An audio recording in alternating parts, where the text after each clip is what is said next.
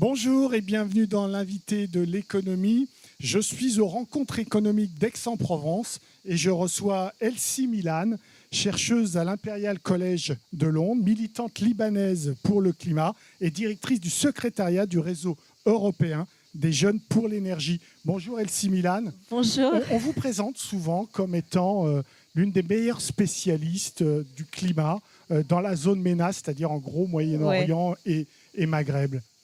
Oui, je suis encore jeune pour être spécialiste. Mais c'est un beau compliment. C'est un avancement d'avoir des spécialistes maintenant. Vous ferez partie de la délégation libanaise de la COP 29. Oui, prochainement, je vais rejoindre la délégation libanaise à la COP 29 à Bakou, à Azerbaïdjan, pour les négociations officielles cette année. Donc, c'est bien d'avoir des jeunes dans l'espace de négociation. Donc, c'est top pour nous. Quelle est la spécificité de la problématique du changement climatique en ce qui concerne cette zone qui est quand même très grande, puisqu'on est d'accord, on parle de l'Afrique du Nord, on va jusqu'au Moyen-Orient? La région du Moyen-Orient est diversifiée d'abord par sa faune, sa flore, mais aussi ses ressources. Si on s'étend de la région du Golfe vers la Méditerranée, l'Afrique du Nord, on a diverses géographies, mais aussi diverses ressources. Oui. Et pour chaque pays, il y a une stratégie spécifique pour la transition de l'énergie et la transition en tout ce qui concerne la protection de la biodiversité. Ce que vous Pas avez... de coordination, vous voulez dire? Il n'y a pas de coordination, ça c'est un problème pour nous, mais aussi il n'y a pas de chemin en commun, ce qui est un peu différent de l'Union européenne. Si vous regardez l'Union européenne, vous avez un trajet commun, la zone aussi de l'Amérique du Nord ou de l'Asie, mais pour nous, dans le Moyen-Orient, un pays comme l'Égypte ne peut pas avoir la même stratégie qu'un pays comme l'Arabie Saoudite. Un, d'un point de vue économique, deux, d'un point de vue des ressources, trois, d'un point de vue de main-d'œuvre et de spécialité. Même analyse pour l'Afrique du Nord? Ah ouais, bien sûr. Pour l'Afrique du Nord, en tout, c'est la même géographie plutôt, c'est les mêmes ressources, mais la comparaison entre différentes parties de cette région, ça pose des problèmes aussi. Bon, spécificité aussi de cette région. Oui.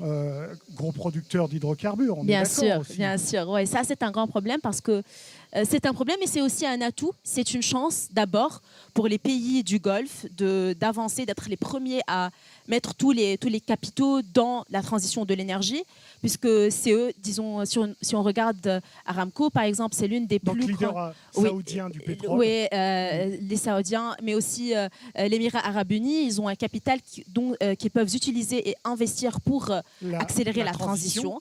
Alors que d'autres pays, comme les pays de la Méditerranée, aujourd'hui pensent à l'exploration du gaz dans la Méditerranée. Donc c'est deux visions différentes, aussi deux stratégies.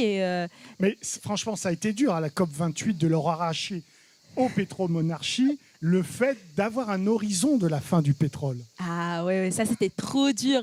Et c'était controversé, hein. La COP 28 était controversée parce que d'abord c'était dans un pays producteur d'hydrocarbures, et aussi d'avoir dans l'article 6 et les articles du consensus une limite pour la fin et l'action de tripler ou l'intention de tripler l'énergie renouvelable qui est et on sent quand même qu'un pays comme l'Arabie Saoudite ne veut pas tout de suite sortir du pétrole.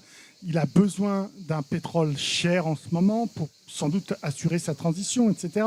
Donc on sent aussi des bisbilles entre l'Arabie Saoudite et l'Agence internationale de l'énergie, par exemple, qui, elle, est plus claire là-dessus.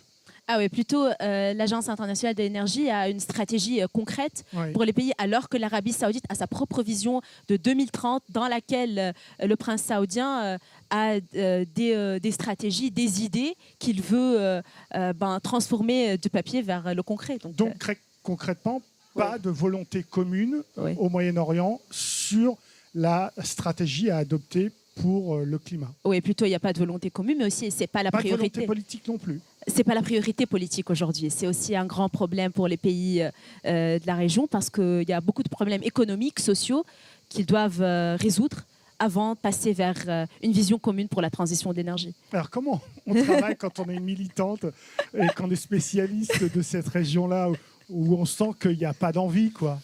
Vous savez, moi j'ai commencé au Liban, donc c'est un tout petit pays à la Méditerranée, mais qui est riche en biodiversité, qui a aussi beaucoup d'espaces de recherche. Donc il y a beaucoup de jeunes aussi.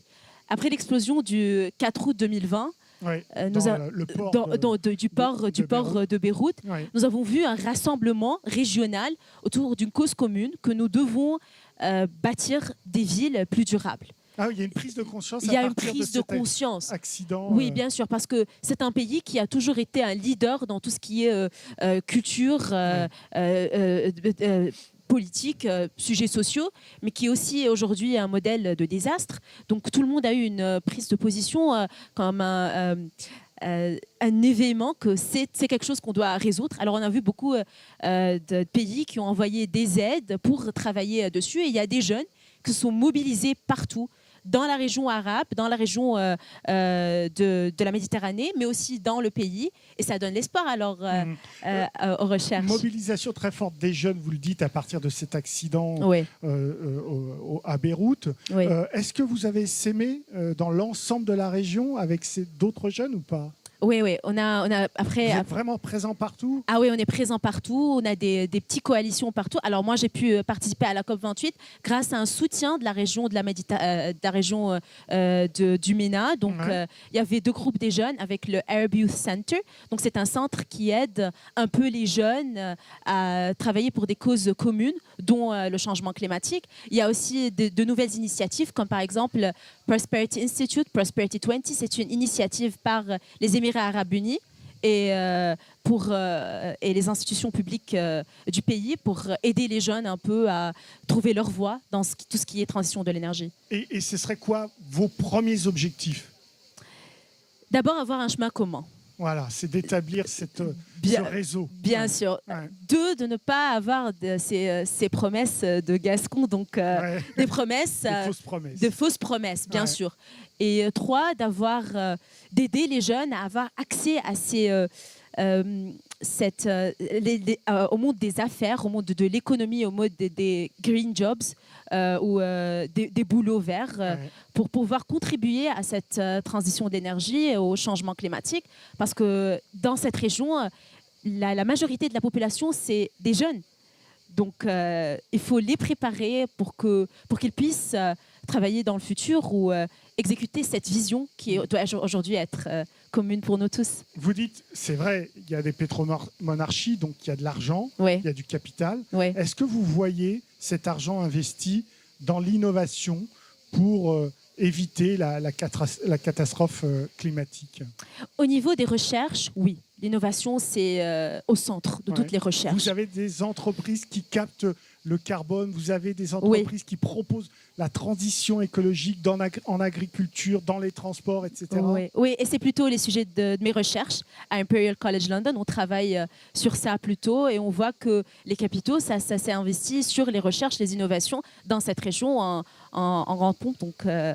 Par on est exemple, ravis. c'est une région où il y a encore beaucoup d'automobiles thermiques, où il y a le passage vraiment vers les automobiles électriques. Ah oui, il y a le passage, mais aussi ça dépend d'un Vous êtes pays à l'autre. sceptique, là. Oui, je suis trop sceptique parce que d'où je viens, on a beaucoup la crise économique, donc un peu dans Au Liban, d'accord, ouais. mais d'accord. Mais donc on ne peut pas avoir ce changement. Par contre, si on part dans les régions où le citoyen normal est capable de passer vers une voiture thermique, les gens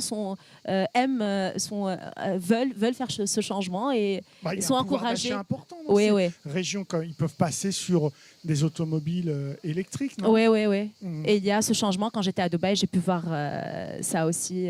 Il y a cet encouragement aussi du gouvernement qui encourage les citoyens à faire cette étape en avant. Donc, Est-ce que vous posez la même analyse sur le Moyen-Orient en ce qui concerne les jeunes, et c'est la même sur l'Afrique du Nord ou pas?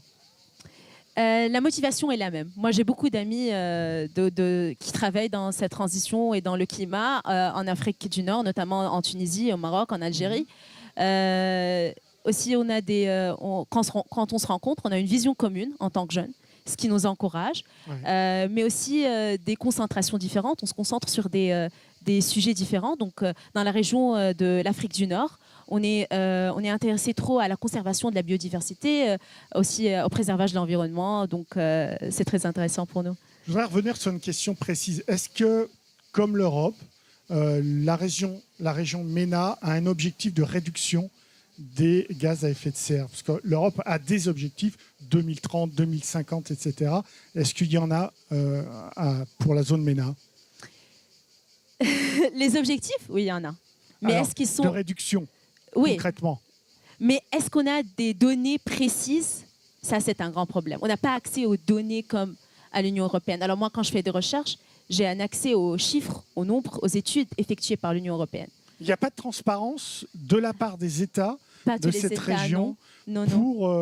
Les données ne sont pas toujours présentes dans les sites des gouvernements. C'est pas, si vous voulez des informations, vous devez aller consulter les entreprises privées, mais aussi les grandes firmes qui font des études là-dessus, mais c'est pas au clair.